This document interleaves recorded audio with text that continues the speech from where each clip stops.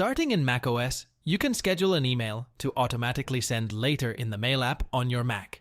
When you're finished composing your email, click the arrow next to the Send button and then click Schedule Send. From here, choose the date and time you'd like your email to be sent. The email will be scheduled to send at the current time unless you change it. Then click Schedule Send. If you have sound notifications turned on in Mail, you might hear the whoosh sound that usually accompanies a sent email.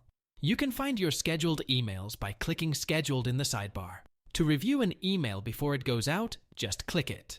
You can check the scheduled date and time at the top of the email, and then click Edit if you need to make a change. This will reset your email to the current date and time.